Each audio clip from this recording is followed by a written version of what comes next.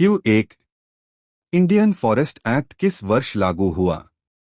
ए 1925, B 1926, C 1927, D 1930। Answer C. Q2 Indian forest act का मुख्य उद्देश्य क्या है? ए वन निजीकरण, बी वन संरक्षण और प्रबंधन, सी कृषि विस्तार, डी खनन। Answer B.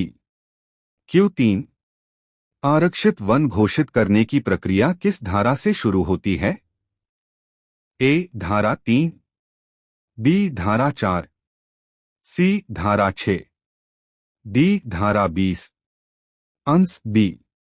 Q4 वन बंदोबस्त अधिकारी की नियुक्ति किस धारा में होती है?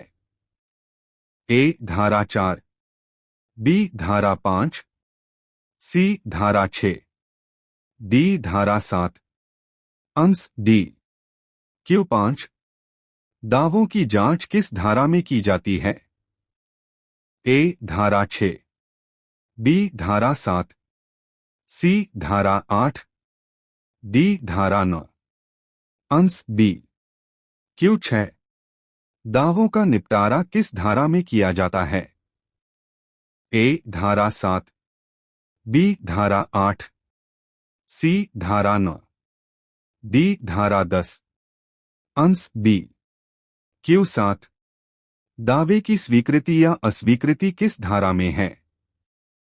ए धारा 8, बी धारा 9, सी धारा 10, डी धारा 11। Answer B. Q8 मुआवजे का प्रावधान किस धारा में है? ए धारा 10, बी धारा 11, सी धारा 12, डी धारा 13। Answer B. Q9 अधिकारों का स्थानांतरण किस धारा में है? ए धारा 11, बी धारा 12, सी धारा 13, डी धारा 14। Answer B. Q10 रास्ते नहर जल स्रोत का निपटारा किस धारा में है? ए धारा 12, बी धारा 13, सी धारा 14, डी धारा 15। Answer B. Q11 अधिकारों का अभिलेख किस धारा में तैयार किया जाता है? ए धारा 13, बी धारा 14, सी धारा 15, डी धारा 16। Answer B. Q12 वन बंदोबस्त अधिकारी का निर्णय अंतिम किस धारा में माना गया है?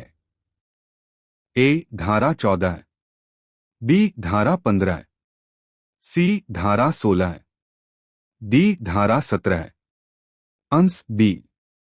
Q13 अपील का अधिकार किस धारा में है? ए धारा 15, बी धारा 16, सी धारा 17, डी धारा 18। Answer B. Q14 अपील की प्रक्रिया किस धारा में है? ए धारा 16, बी धारा 17, सी धारा 18, डी धारा 19। Answer B. Q15 अपील पर निर्णय किस धारा में होता है? ए धारा 17, बी धारा 18, सी धारा 19, डी धारा 20। Answer B. Q16 आरक्षित वन की अंतिम घोषणा किस धारा में है?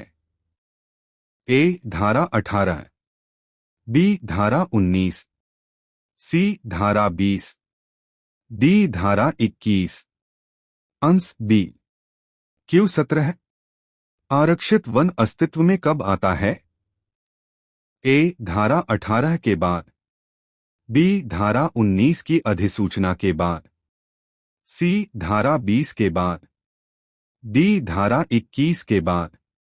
Answer B.